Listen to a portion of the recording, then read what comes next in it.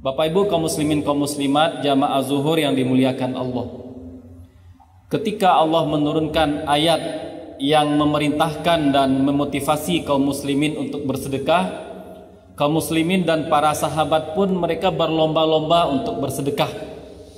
Dan inilah diantara salah satu karakter hebat yang dimiliki oleh para sahabat yang hidup di zaman Nabi. Ketika ada perintah dari Allah atau ada perintah dari Rasul sallallahu alaihi wasallam, mereka bersegera melaksanakan semua perintah. Mereka bersegera meninggalkan apa-apa yang dilarang oleh Allah ataupun Rasul. Misalnya ketika ada perintah untuk berhijab, perintah untuk berjilbab, maka para istri sahabat pun ketika suami mereka pulang memberitahu kalau wanita muslimah diharuskan untuk menutup aurat, diharuskan untuk menutup rambut mereka, maka para sahabiat, istri dari sahabat kaum muslimah, mereka bersegera untuk melaksanakan perintah Nabi ini. Ketika ada larangan untuk minum khamar, ada sahabat yang mereka hendak meminum khamar, baru saja dihidangkan, dikasih tahu kalau minuman keras, khamar diharamkan, mereka langsung tinggalkan, padahal sudah terhidang di meja mereka. Ini karakter hebat yang dimiliki oleh generasi sahabat. Setiap ada perintah, mereka bersegera untuk melaksanakannya. Setiap ada larangan, mereka bersegera untuk meninggalkannya. Begitu juga dengan ayat-ayat tentang sedekah.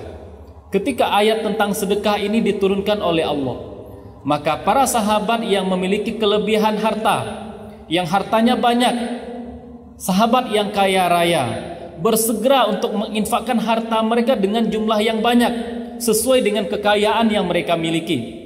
Semakin banyak harta mereka, semakin banyak juga yang mereka sedekahkan. Dan yang menarik dan hebat adalah sahabat-sahabat yang jumlah hartanya tidak banyak, yang memiliki keterbatasan harta, mereka juga tidak mau kalah dengan yang kaya. Mereka tetap berinfak, meskipun infak mereka tidak sebanyak yang kaya. Infak mereka ala kadarnya, seadanya saja. Seperti ini karakter sahabat. Namun kalau kita lihat di kalangan masyarakat Madinah, di samping adanya kelompok orang-orang beriman, ada kelompok lain, kelompok orang-orang munafik yang secara zahir memperlihatkan keislaman, tetapi secara batin mereka justru tidak menginginkan agama Islam ini maju, tidak menginginkan kebaikan untuk agama Islam. Jadi melihat fenomena para sahabat dan orang-orang Islam berinfak, mereka justru berkomentar negatif. Melihat orang-orang kaya berinfak, bersedekah dalam jumlah yang banyak, apa kata mereka? Ini orang-orang kaya adalah orang-orang yang pamer, orang-orang yang ria, orang-orang yang ingin mendapatkan pujian, makanya mereka berinfak. Itu komentar orang-orang munafik. Melihat orang-orang miskin, orang yang hartanya sedikit bersedekah, mereka mengatakan Allah itu maha kaya, tidak akan diterima harta kalian yang sedikit. Itu komentar orang-orang munafik. Selalu melihat sisi negatif dalam setiap kebaikan yang ada. Terkait dengan perilaku orang munafik ini, Allah tegur mereka dengan menurunkan ayat yang ke-79 dari surat At-Taubah. A'udzubillahi minasyaitonirrajim. Alladzina yalmizunal muttawwi'ina minal mu'minina fis shadaqat walladzina la yajiduna illa juhdahum fayaskharuna minhum sakhirallahu minhum walahum adzabun alim. Kata Allah, orang-orang munafik itu ialah orang-orang yang ketika melihat orang-orang kaya dengan sukarela bersedekah, dengan sukarela berinfak, mereka celah, mereka berpandangan negatif, mereka berkomentar negatif terhadap orang-orang kaya. Dan ketika melihat orang-orang miskin, orang-orang yang tidak punya banyak harta bersedekah, mereka juga mencela. Fayaskharuna minhum, kata Allah. Orang munafik tadi merendahkan, mencemooh, melecehkan setiap orang yang bersedekah.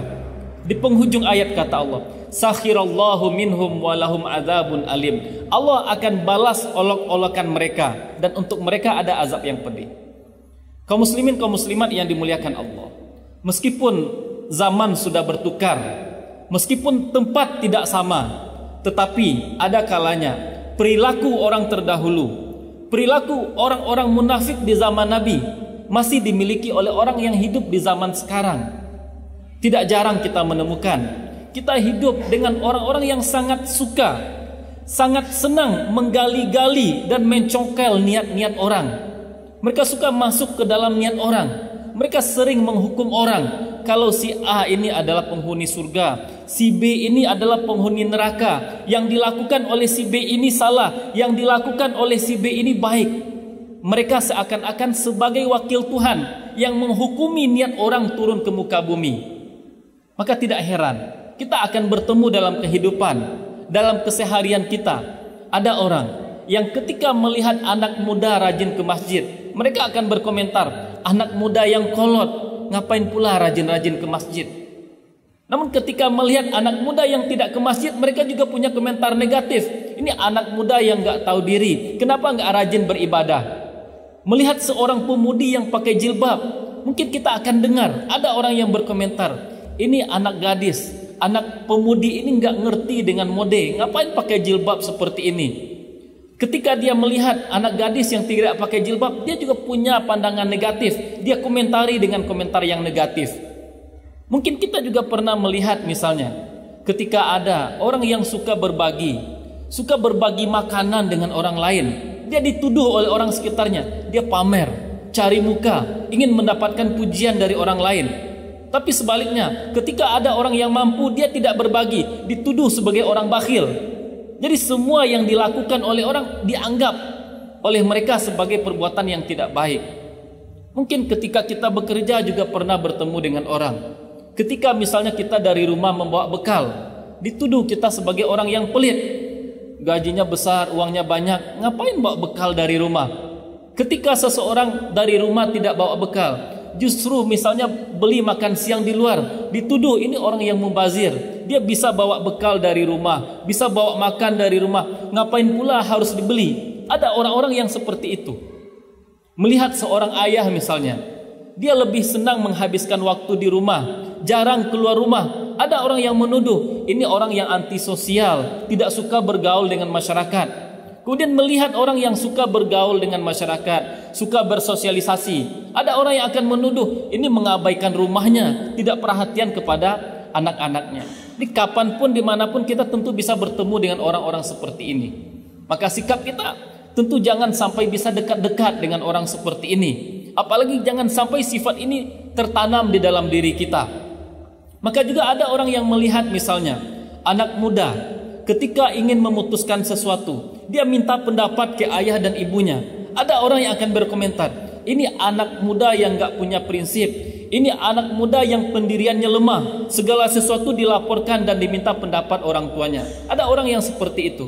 Bahkan tidak jarang, mungkin kita melihat atau pernah bertemu dengan orang, ketika ada seorang imam solat yang solatnya khusyuk, yang ketika dia mengimami solat meneteskan air mata, dia menangis ketika mengimami solat. Ada orang yang akan menuduh, ini imam ini bersandiwara, imam ini aktor yang pintar. Ada orang yang seperti itu.